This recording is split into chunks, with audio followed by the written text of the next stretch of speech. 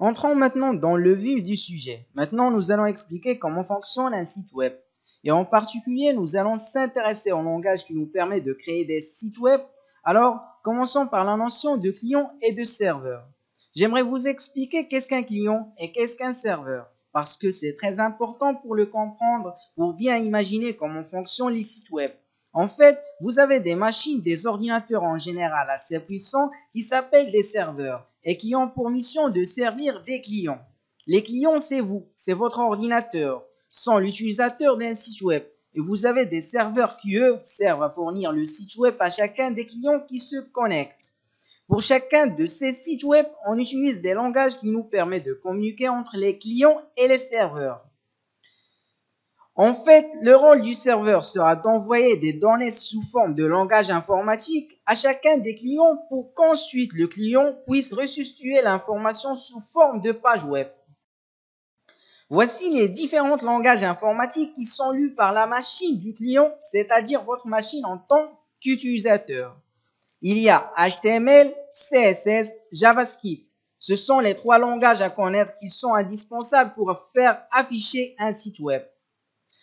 C'est le rôle du navigateur web que de lire ces langages et de les traduire dans un affichage connu et lisible par n'importe quel utilisateur. Voici les principaux navigateurs web qui existent. Parmi eux, j'ai cité Google Chrome, Mozilla, Internet Explorer, Opera, Safari. Ce sont les principaux encore une fois. Il y en existe beaucoup d'autres, mais sont ceux que la plupart déjà utilisent. Ce sont les programmes informatiques que vous installez sur votre machine et qui sont justement chargés de traduire ces langages en une information affichable à l'écran. Vous avez les langages HTML et CSS qui sont lus par le navigateur et vous avez le résultat visible à l'écran. Le rôle du navigateur donc est très clair là-dessus, c'est de récupérer du langage HTML, CSS, JavaScript et le traduire en une page web.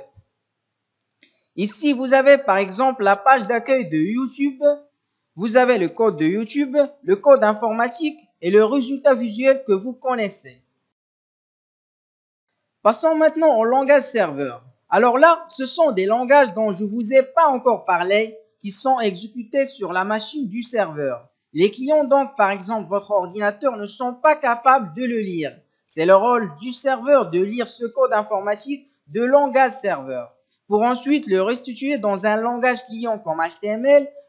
Alors, il existe de nombreux langages qui sont disponibles qui permettent de transformer finalement le site web. Il permet d'indiquer comment le site web doit se comporter, alors que les langages que j'ai montrés avant, HTML, CSS et JavaScript, expriment plutôt comment le site web doit se présenter. Et d'un côté, le comportement et d'un côté, la présentation. Et le comportement, c'est le rôle du serveur justement de le calculer avec des langages de serveur. Alors ici, j'en ai cité quelques-uns parmi les plus connus, mais ce ne sont pas les seuls. Il y a PHP, Java, Python, Ruby, C#. En fait, on peut utiliser à peu près n'importe quel langage de programmation pour créer un site web du côté du serveur. Il n'y a vraiment aucune obligation ici. Vous pouvez choisir finalement le langage que vous voulez. Parce qu'on peut tout faire, quel que soit le langage que vous prenez. Ensuite, j'aimerais vous parler à ce qu'on appelle des frameworks. Ce sont en réalité de super outils qui permettent d'aider à faire plus rapidement et plus facilement un site web.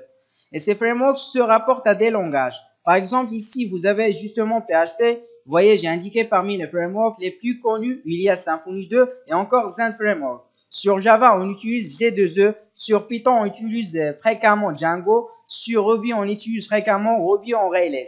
Et en C#, on fait de l'ASP.NET.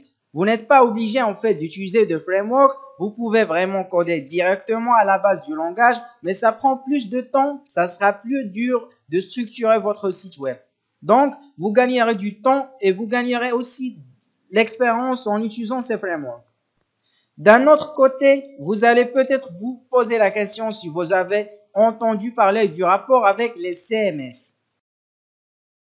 Les CMS signifient Content Management System. Ce sont en fait des sites web pris en main. Ils ne nécessitent pas vraiment de connaissances, voire pas du tout finalement en programmation. Un langage comme HTML, CSS ou PHP, on a tendance des fois il est confondu avec les frameworks. En réalité, les frameworks se sont vraiment faits pour le programmeur qui vous permettent de construire les bases et les fondations de sites web de façon plus solide et plus efficace. Tandis que les CMS sont des applications qui gèrent des sites web prêts à l'emploi et permettent finalement de réaliser juste visuellement une interface web et des pages web sans avoir besoin de connaître le langage HTML. Donc parmi eux, on peut citer WordPress, Joomla, il y en a de nombreux finalement qui permettent de faire des sites web en quelques minutes.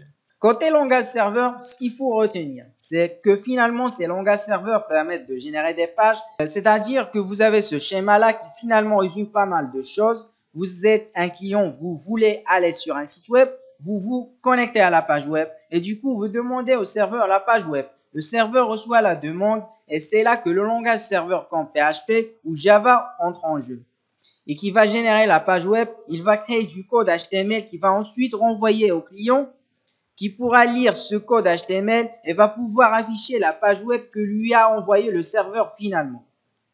Donc, ce qu'il faut bien retenir, c'est que le client ne comprend pas le langage serveur. Il n'est pas capable de lire du PHP, du Java. Il ne peut comprendre que du HTML. C'est pour ça que le serveur finalement lui génère la page HTML et la lui envoie. C'est ça justement l'intérêt d'utiliser un langage serveur. À quoi ressemble un code serveur? Là, je vous ai donné un exemple de code PHP. Là, c'est encore plus difficile, je dirais un peu plus obscur quand on du but de comprendre un langage serveur comme PHP parce que c'est vraiment un langage de programmation avec des conditions, avec des boucles, des fonctions, des objets qui sont des concepts de programmeurs. Donc, le code informatique serveur peut être quand même très complexe. Il permet de dire au site web comment est-ce qu'il doit se comporter en fonction des décisions qu'il va prendre.